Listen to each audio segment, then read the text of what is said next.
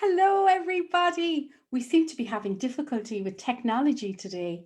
So, this is my third time telling this story. Third time lucky. This story is for Sheila Arnold. She is the person that invited me to tell stories with the ASST, Storytellers of America, and also in honour of the River Feale that flows in front of Listowel Castle. So here's the story, and it's in honor of International Insect Day. Once upon a time, in the time outside time, in the great kaleidoscope of time, it was decided that each creature would have their time to mind the earth. This was the time of the two-a-day Donnan, of the she folk with their beautiful magic and their connection to nature and everything living. But Reenashi, the king of the fairies, he knew that it would be coming to an end soon.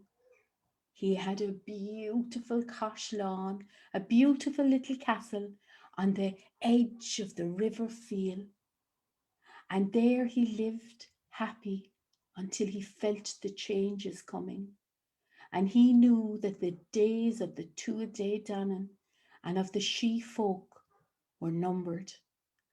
So he reflected on it, and he thought about it, and he went to the river and he asked the fish that swam there, and he listened to the trees and the reasoning that they had, and he listened to the crows and the things that crawled, and he knew that the date was coming.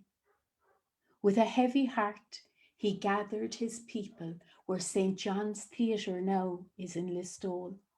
In those days, it was a big green field, and he told them to be ready, that soon the change was coming. And they looked at one another, and they looked to their king, and they knew his words to be true. Next to his little cashlawn, under where the big stone steps are now in front of Listowel Castle, lived the dragon. She felt the change too, and she felt that the she folk would soon be leaving and she would be lonesome for their company. So she popped her head out and said, Rena, it's me, you see. Can we have a talk? And Rena, she gave her an audience, and she told him what was in her heart. And he knew, because she knew, that he must give her the choice. And he said to her, if you come with us, you will retain some of your magic on Triachta, but you will have to become invisible. We will take the shady places, the liminal spaces. We will live in shadow from now. And she thought about it, and she said, what kind of Triachta will we have? And he said, oh, there'll be changes. Your body will change. How will it change? She said. Well, you get longer and thinner, he said, smiling at her now, as he could see it in his mind's eye. And your wings will grow and flow like the waters of the Feale itself. And just like the water of the fields, they will be invisible. But when the sun hits them, just at the right angle, just like our beautiful River Feale, you will have every colour of the world dance across your wings. There'll be blues and greens and reds and oranges and purples and every colour. There'll be earthen colours and jewel colours. There'll be light and shadow. Oh, those wings sound beautiful, said the dragon. And she thought about it, and she thought into the minds and hearts of her kin. And then she came back with her answer. Rena, you're like a brother to me. When you were a boy and I was a pup, we were connected, and we would like to keep that connection. We agree, Rena. And the king of the fairies smiled, not just on his face, but deep in his heart as well.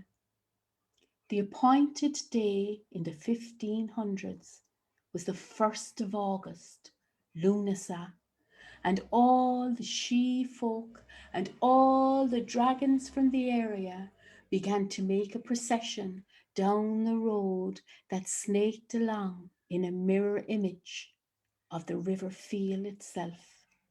And outside of Listowel, there's a fairy cathedral, a stone circle. Rena She stood in the centre of that circle and turned all around in every direction, sending out his she driachta, his fairy magic. And his people could feel the change happening in their bodies as they began to shrink. They went from the 6-foot, elegant people that they had been to the size of a fuzzy bumblebee. And at the same time, the beautiful dragons began to shrink down and elongate, and they became blue in colour, the colour of history, the colour of mystery, and their wings grew and flew and flowed out and became invisible and iridescent with the luminous moon shining all the colours of the earth across their surface. In thanksgiving, they bent the knee to Ree Nashi, and the Ree sat up on the back of his beautiful favourite dragon and said, "You're a dragonfly now." Each one of the she became connected to a dragonfly, and they flew them to the places of the hedges, to the places of the trees, to the edges of the river, to the shadow places, you see. To this day, if you sit at the foot of the tree and close your eyes, the stories of the she flow free from them to me, you see, to this very day, because we're still all connected. And that is how the dragons became the dragonflies on the banks of the River Feale.